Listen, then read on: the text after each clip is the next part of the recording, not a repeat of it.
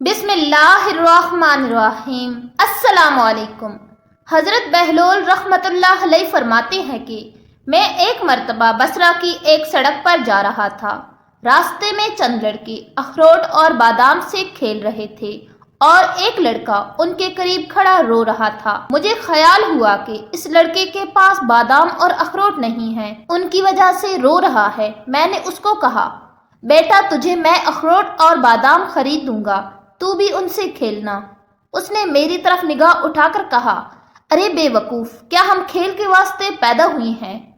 मैंने पूछा, फिर किस काम के वास्ते? कहने लगा, इल्म हासिल करने के वास्ते और इबादत करने के वास्ते। मैंने कहा, अल्लाह सुब्हान व तआला आपकी उम्र में बरकत करे। तूने ये बात कहाँ से मालूम की? कहने लगा, हक तआला शाना का इरशाद है, क्या तुम्हारा ये गुमान है कि हमने तुमको यूं ही बेकार पैदा किया है और हमारे पास नहीं लौटाए जाओगे? मैंने कहा, बेटा तू तो बड़ा हकीम मालूम होता है, मुझे कुछ नसीहत कर। उसने 4 शेर पढ़े जिनका तर्जमा ये है कि मैं देख रहा हूँ कि दुनिया हर वक्त चला जाऊं में है। आज ये गया कल वो गया। दुनिया हर वक्त चलने के लिए दामन उठाए कदम और पंडली पर दौड़ने के लिए तैयार रहती है। बस ना तो दुनिया किसी जिंदा के लिए बाकी रहती है, ना कोई जिंदा दुनिया के लिए बाकी रहता है। ऐसा मालूम होता है कि मौत और हवादस 2 घोड़े हैं जो तेजी से आदमी की तरफ दौड़े चले आ रहे हैं। बस ओ बेवकूफ जो दुनिया के साथ धोखे में पड़ा हुआ है, जरा गौर कर, दुनिया से अपने लिए कोई आखिरत में काम आने वाली एतमाद की चीज ले ले। ये शहर पढ़कर उस लड़के ने आसमान की तरफ मुंह किया और दोनों हाथ उठाए और आंसू की लड़ी उसके रुखसारों पर जारी थी और ये 2 शेर पढ़े जिनका तर्जमा ये है, ऐ वो पाक जात की, इसी की तरफ आजिज़ी की जाती है और इसी पर एतमाद किया जाता है।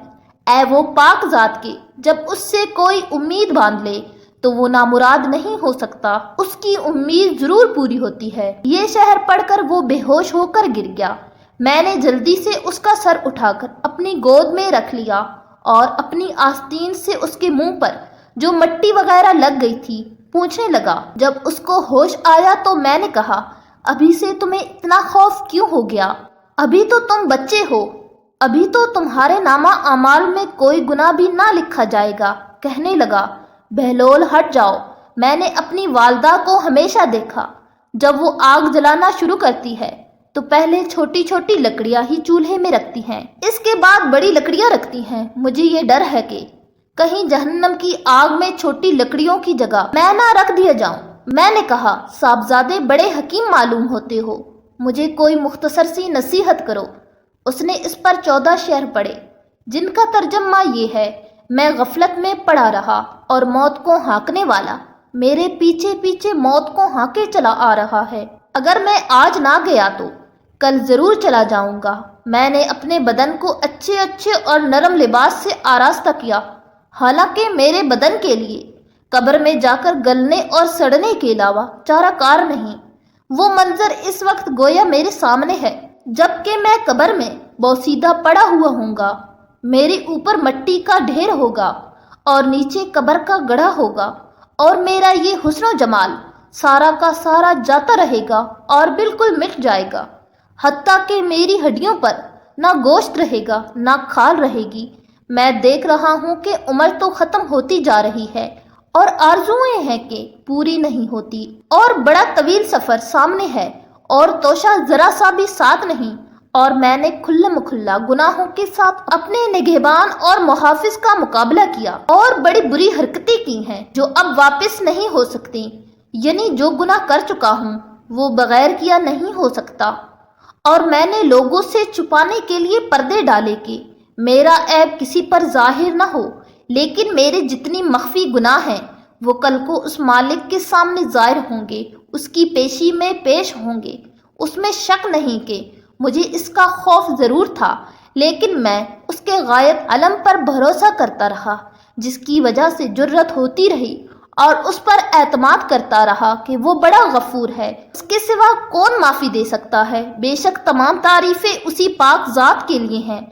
अगर मौत के और मरने के बाद गलने और सड़ने के सिवा कोई दूसरी आफत ना भी होती اور میرے رب کی طرف سے جنت کا وعدہ اور دوزخ کی دھمکی نہ بھی ہوتی تب بھی مرنے اور سڑنے میں ہی اس بات پر کافی تنبیہ موجود تھی کہ لہو لعب سے اعتراض کیا جاتا، لیکن کیا کریں کہ ہماری عقل زائل ہو گئی، کسی بات سے عبرت حاصل نہیں ہوتی۔ اب اس کے سوا کوئی چارہ نہیں کہ کاش گناہوں کو بخشنے والا میری مغفرت کر دے۔ جب کسی غلام سے کوئی لغزش ہوتی ہے تو آقا ہی اس کو معاف کرتا ہے۔ بے شک میں بدترین بندہ ہوں جس نے اپنے مولا کے عہد میں خیانت کی، اور نالائق غلام ایسے ہی ہوتے ہیں کہ ان کا کوئی قول قرار معتبر نہیں ہوتا۔